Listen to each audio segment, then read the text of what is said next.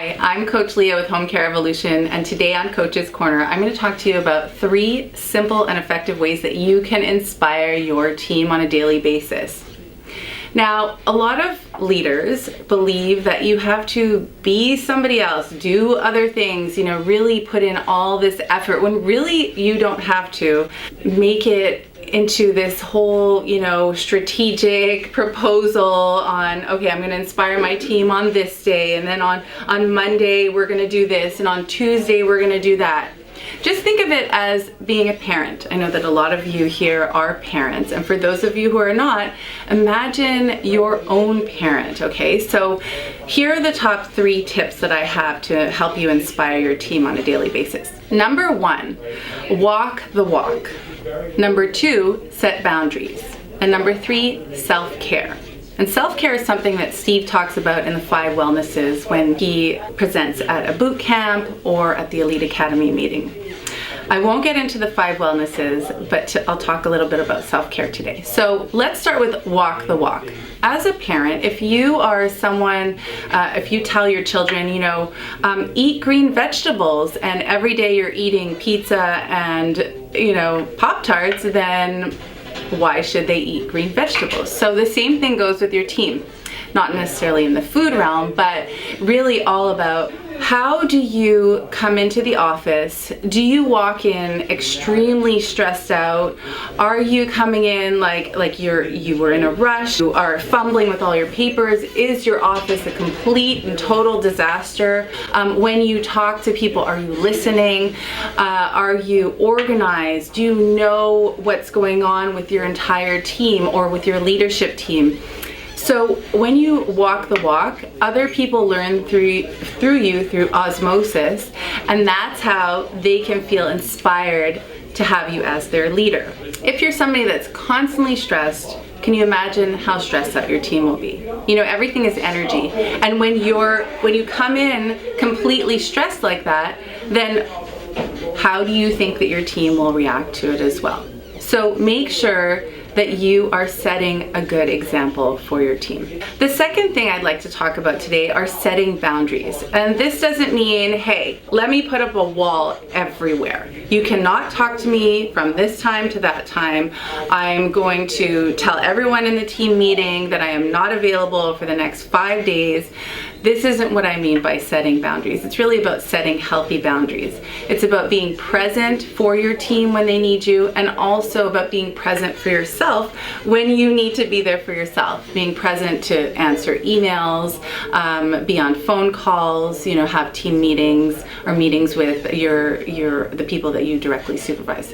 And so what I mean by setting clear boundaries is what you could do is during a team meeting, you could share your calendar with the rest of your team.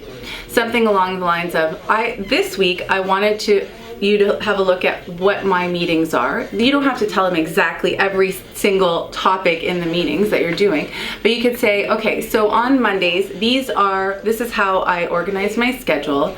On Tuesdays, this is how I organize my schedule, so on and so forth. That way your team will know when your office hours are, when they can come in and bug you pretty much and ask all kinds of questions.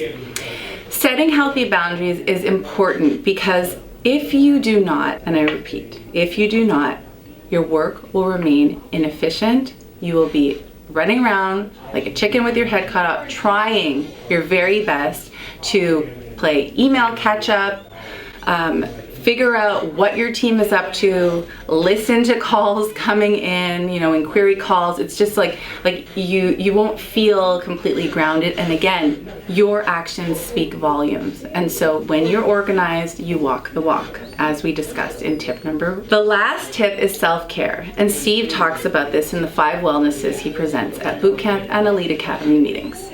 Now the 5 Wellnesses really encompass your body, mind, soul, spirit, and relationships, also your career, okay? So it's really, really important for you to set aside time in your schedule to maintain your self-care.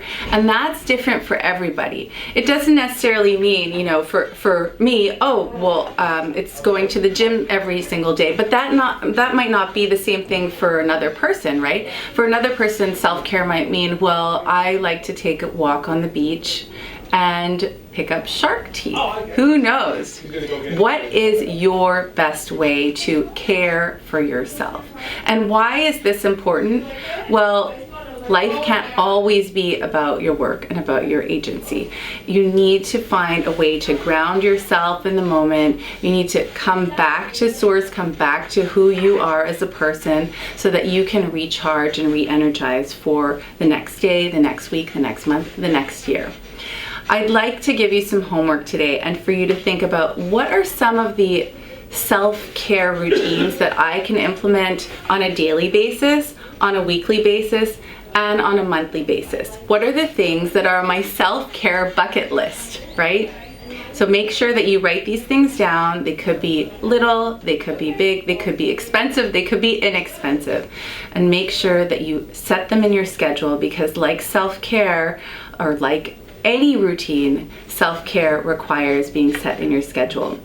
I hope that these 3 tips have helped you tremendously, inspire your team, help you be an inspiring leader. I hope they've been simple enough for you and for you to do the homework. If you have any questions at all, you can always reach out to the office at Home Care Evolution, and I am excited to see how you can inspire your team for the rest of the year.